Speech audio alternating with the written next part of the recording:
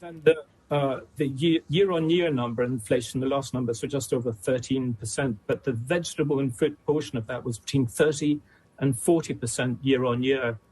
The average citizen is really hurting. But this is going to be, as you know, it's a global problem, but those countries with lower GDP per capita will be hurt to a greater degree, and that's a concern. The World Bank is taking this seriously, is involved in trying to improve food security in many countries that are facing problems. But it's a very significant issue. Just reported that Putin said he's willing to work on taking grain from Ukraine out. That's not going to happen. Sanctions are not going to be removed. It's a war. He's strategizing. He doesn't want basically the West, obviously, to win.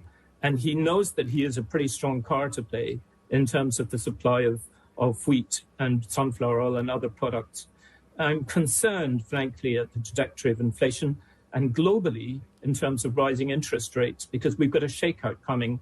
As you know, in mature markets, we're likely to go into recession and increasingly seeing signs of that.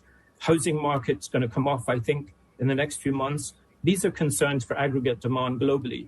So I think that you almost need war committees set up to look at what countries can do. You just reported on Adel Al-Jubeir becoming the climate czar for Saudi Arabia. We need to focus on that too. We forget that climate change, each year it seems to be getting worse. We've had a few months of very hot temperatures in the Indian subcontinent affecting their wheat growth at the moment. So I'm concerned at all of these. I wouldn't call it a perfect storm. It's more coagulation of economic infectation across the world, and particularly this region. Governments need to be on top of the ball more than ever before because the number of external variables of concern are rising.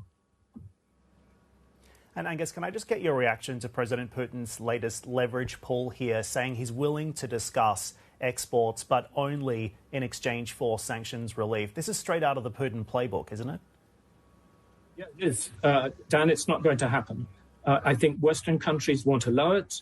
But, of course, if there's a major crunch in the harvest in the Northern Hemisphere in the autumn, they may have to find some form of agreement. But there's a war, and that wheat, much of it is Ukrainian wheat. Some countries have turned back Russian ships carrying that grain and other ships, including Egypt. And you've had some docking in Syrian ports of that wheat. But frankly, I don't think a number of countries are in the mood to deal with Putin. It's a very strong leverage that he has. But we need to increase food security elsewhere in the world. But it's difficult. As you know, it takes time. And I think we're going to see a faster increase in the rate of inflation for food, which is very concerning globally.